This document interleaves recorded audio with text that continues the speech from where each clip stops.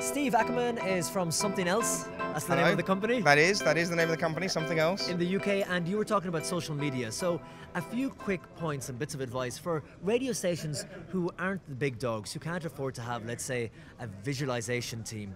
How could they effectively produce social media content from their output, their radio?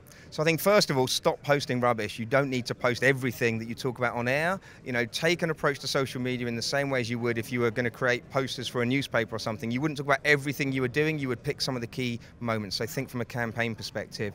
I think the second thing is really think about the assets you've got. So obviously what you've got is great audio. So start dicing that up into very small chunks. You can just attach basic pictures to that, nice text, but make sure that everything you're posting has a very consistent look and feel. You wouldn't take the approach on your radio station of not, trying to create an overall brand for the station in terms of the way it sounds. So why on your social media would you allow lots of different shows to have lots of different looks and feels and not really a consistent approach? And I think the third thing, particularly if you've got very low resources, is trust the people you've got in the building, because invariably there will be the smart young cookie who is used to just playing around with tools at home, who's probably creating stuff on their own Twitter feed or their own Facebook page or on Instagram. You've got to trust in the resources you've got.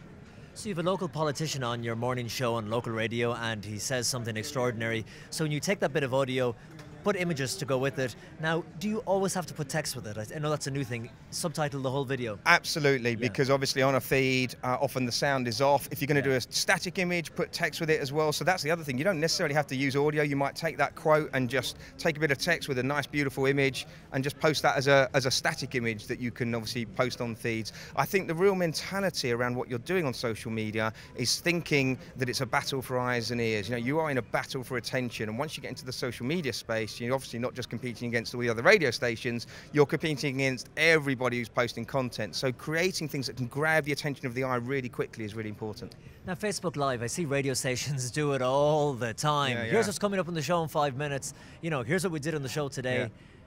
Is it overdone?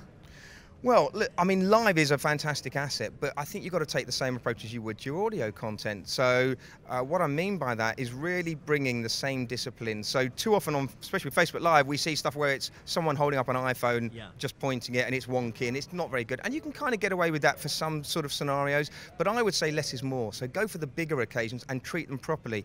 We just did Facebook Live for the BRIT Awards, and we had about 6.5 million people viewing that because we took a proper content approach to it. So a televisual one, multi-camera, 2 cameras, nice set, vision mixed. I know not everyone can afford that, but I'm trying to get across the point of treating something with real quality. Less is more, so do it well.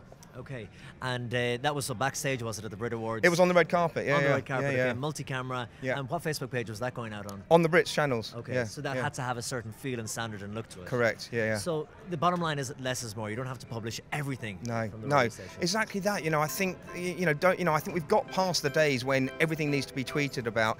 You'll always have that to an extent. I know that's important, but I think if you start to take a more marketing approach to how you use social media, it means you start to filter out the stuff that you don't think is quite on message or on brand, or just isn't that important once it's broken away from the live output of the station.